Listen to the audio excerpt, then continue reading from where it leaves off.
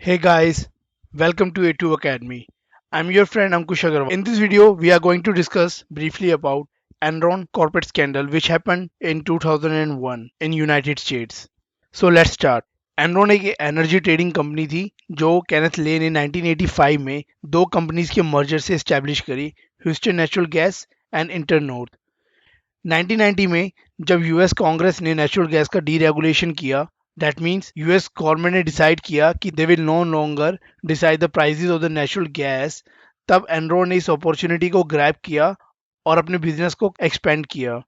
तो यही expansion Enron को टॉप पोजीशन पे ले गया इन एनर्जी सेक्टर।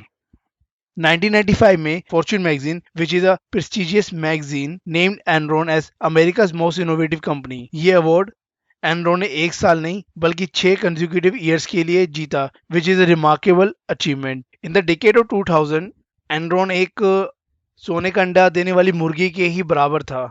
एनरॉन के शेयर्स $90.56 तक पहुंच चुके थे, उसकी मार्केट कैपिटलाइजेशन 60 बिलियन तक एक्सीड कर चुकी थी, उसकी पी रेशियो 70 टाइम्स थी और उसकी बुक वैल्यू 6 टाइम्स थी। All this parameter financial ratios indicate कि एनरॉन की फाइनेंशियल कैपेबिलिटीज कितनी ज़्यादा मार्केट में पॉजिटिव ली जा रही थी और इन्वेस्टर्स को और पोटेंशियल इन्वेस्टर्स को उससे ज़्यादा कितनी एक्सपेक्टेशंस थी। तो अगर मार्केट कैपिटलाइजेशन की हम बात करें तो market capitalization is MPS into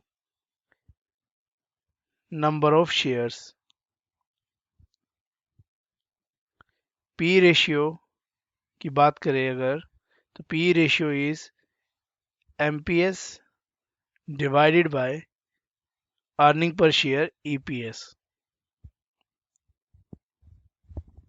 अब एनरॉन की डाउनफॉल के बारे में कुछ डिस्कस करेंगे। तो एनरॉन के जो डाउनफॉल था उसमें कुछ मेजर प्लेयर्स थे जिनका इन्वॉल्वमेंट था।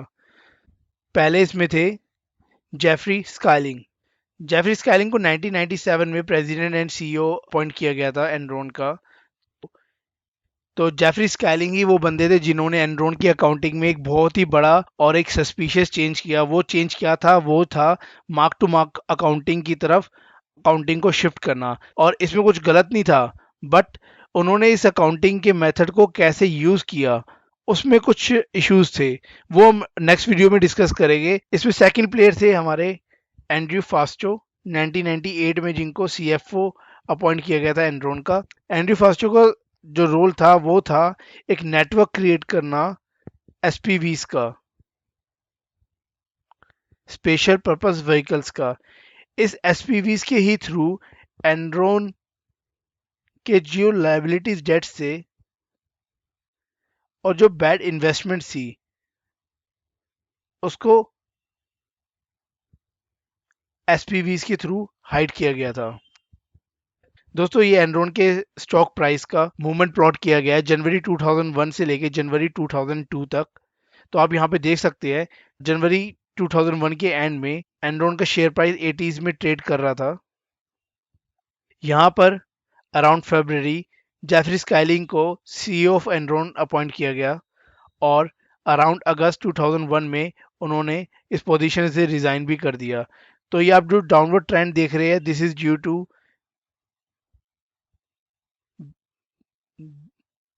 Due to unraveling of all the misdeeds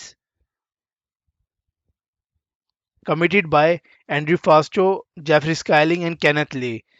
तो ये जो भी अराउंड अक्टूबर नवंबर में इस पूरे स्कैंडल के बारे में पता चल गया था और SEC ने प्रॉब लॉन्च कर दिया था। यहाँ पर जब बैंक्रप्सी फाइल की गई तो एनरॉन का जो शेयर प्राइस था वो $0.26 पे क्लोज कर दिया गया। चलो इसके बारे में और थोड़ा सा डिस्कस करते हैं नेक्स्ट स्लाइड में। फरवरी 2001 में केनेथ ले ने रिजाइन किया और जेफरी स्काइलिंग को president and CEO of Enron appoint किया गया। और उसके एक महीने बाद ब्लॉकबस्टर के साथ एक ऑन डिमांड वीडियो पोर्टल की जो डील होने वाली थी वो कैंसिल हो गई।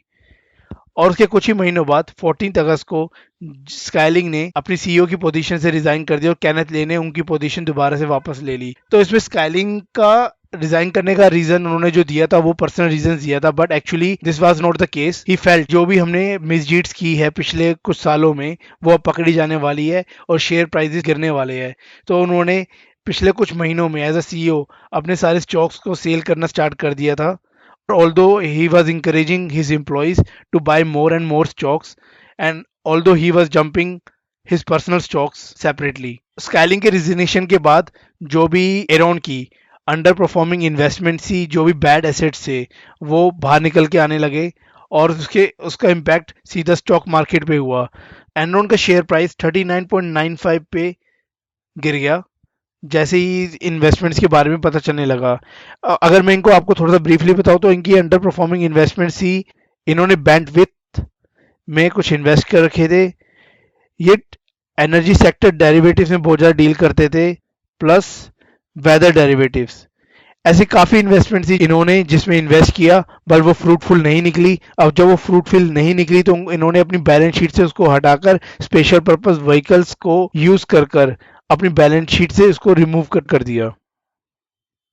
अक्टूबर 16 में एनरॉन ने अपनी हाफ ईयरली बैलेंस शीट में 618 मिलियन डॉलर्स का लॉस रिपोर्ट किया, जिसमें 1.2 बिलियन डॉलर्स की इन्वेस्टमेंट्स की वैल्यू को राइट ऑफ इंक्लूडेड था।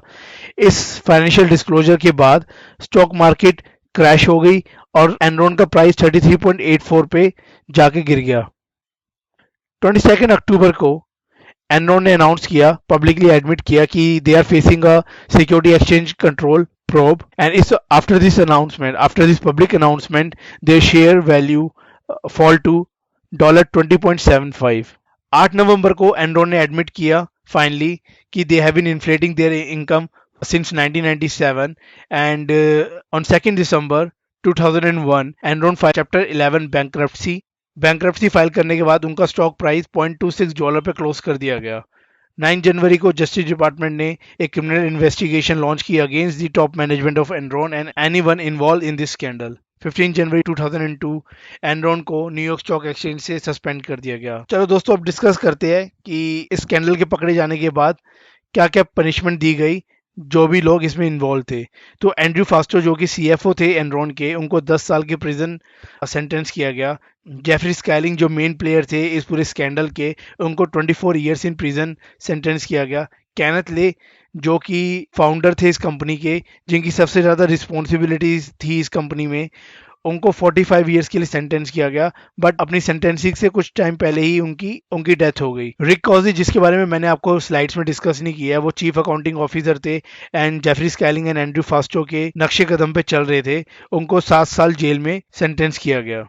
Friends, in the next video, I will discuss about the accounting methods adopted by Enron and how they use a network of special purpose vehicles to hide their liabilities and bad assets from the investors. In another video, मैं आपसे discuss करूंगा Arthur Andersen जो Enron के auditor थे, उनका इस पूरे scandal में क्या रोल था और उनको कैसे पनिश किया गया। उसमें हम डिस्कस करेंगे ऑडिटर रेकलेसनेस के बारे में और ऑडिट क्यों इंपॉर्टेंट हो रहा है। आप तब उस वीडियो को देख के समझ पाएंगे। So friends, if you like my video, please like it and share it with your friends. Please subscribe the channel to be notified of the next videos.